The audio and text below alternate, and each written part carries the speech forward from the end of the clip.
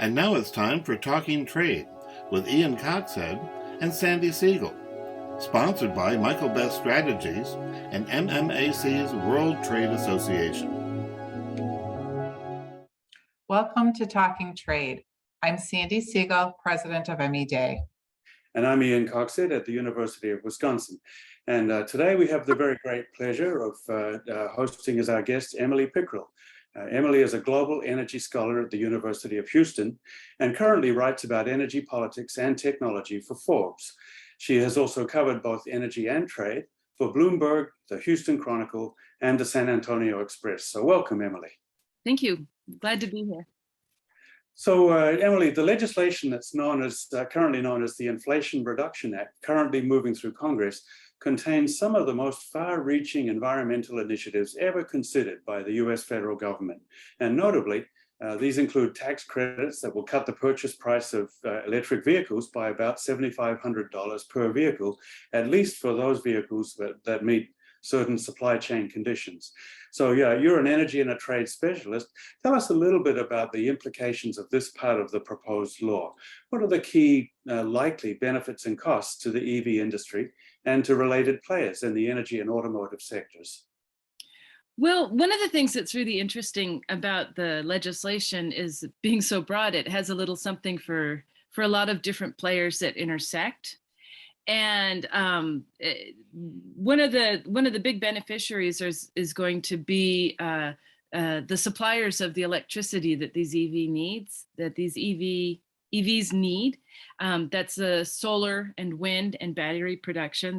That's where a large portion of the benefits are going. But there's another 80 billion that are earmarked for certain EVs, and the caveat for that from a manufacturing perspective is that it depends. You have to meet the requirements, and there's a focus on trying to steer future EV production away from China and from other countries that are perceived as unfriendly to the United States. So that's going to be a consideration for producers. There's also the auto manufacturer. So Tesla's an obvious huge beneficiary of this. With they have a vertical supply chain. They've already thought about these issues in advance. They're an obvious huge winner from the legislation. Their stock has got, last time I checked, their stock went up about 10% as a result. Wow. But other auto manufacturers that have been making those investments, it's what we're going to see more broadly speaking is a bigger push towards development of supply chains in response. And I would say a broad rethink in the industry towards long distance supply chains. It's something that we've already, it's a theme that's already been talked about over the last couple of years with all the shortages and bottlenecks. Yeah. So how do you see us competing with China? They seem to be building factories almost as fast as the rest of the world in total. To produce EVs, and obviously the subsidies are aimed at changing that mix and having more produced here, sold in the U.S. Can you speak at all to how that will change the supply chain to encourage the production here or to help support the production here?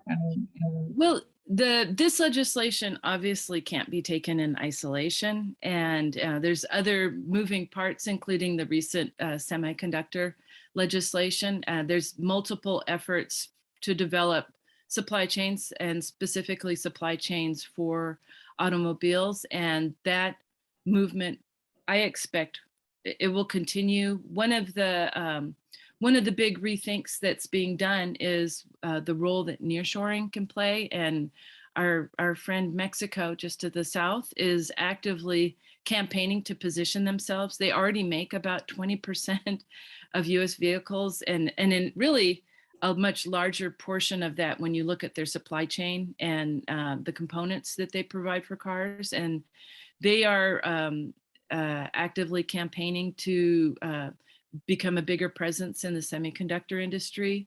And we're going to see more of that. There's China is also looking at the Mexican border and looking at they're proposing a $5 billion investment in some facilities in Chihuahua and Coahuila, which is it's the heartland of Mexican production. That's just one of the impacts that we don't currently know exactly what the fallout per se is going to be, but there's going to continue to be a series of interesting developments. And I imagine in Asia that some of the other production that's in China will shift. The real question is, one of the limitations in battery production is processing, and 97% of that takes place in China. Those facilities do not move overnight. It's Yes. Battery production is very sophisticated, and they're not pop-up facilities. So it's a continually evolving situation. And we're going to see implications for other countries too, right? Because the legislation envisages supply chains that are in the United States or within free trade partners. So that excludes Argentina, it excludes Japan, it excludes other countries besides China, and it's going to be a great boost for the Canadian lithium industry, I suppose, as well.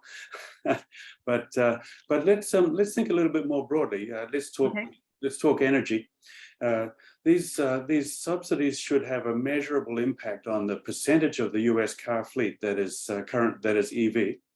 But what do you see these EV subsidies as achieving in terms of the broader goal of reducing US greenhouse gas emissions in the long run? How do you see that playing out? Well, it's a big question, and it's again, the answer is that there's an awful lot of moving parts. One of the stark realities that I think that we should be mindful of last year, the United States produced 350,000 EVs. You can have a big, usually when the stories of EVs are told right now, the percentage of increase is one of the headliners, and it's because the percentage of EVs on the roads right now is so small.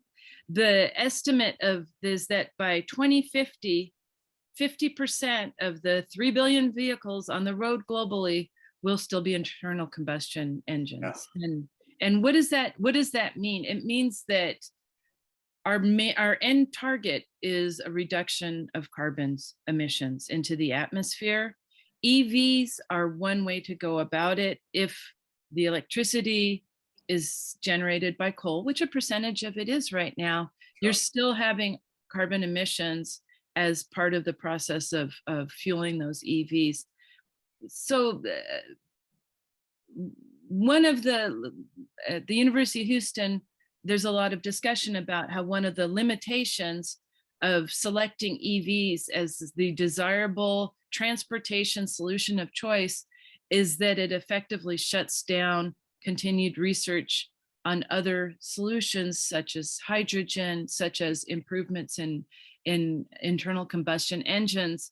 And the price that we pay collectively for that is that when the money stops flowing, the improvements stop flowing. And if half of our fleet in 2050 are going to be internal combustion engines, there will be some benefits from continual improvements. And it seems like it would be a shame to have 28 years extracted from those improvements because of a technology solution that was selected for political reasons in 2022. And I say this as someone who wants my next car to be an EV. It's not, I sound like an apologist for the industry, but it's just that it's going to be a perpetual theme in talking about climate change, is that we need to be both aspirational and practical. What can we do tomorrow, but what can we do today as well? Right, and that's only one piece of it, as you say. And I think, yes, people are getting distracted, if you will, and you know, I think that's sound advice, right? It's going to take us looking at a lot of different things. So, Emily, thank you so much for joining us on Talking Trade today. Really insightful on a very important and relevant topic. Thank you. Thank you, Emily. Yeah. And this has been Talking Trade. We'll see you in the next episode. You've been listening to Talking Trade with Ian Coxhead and Sandi Siegel, sponsored by Michael Best Strategies and MMAC's World Trade Association.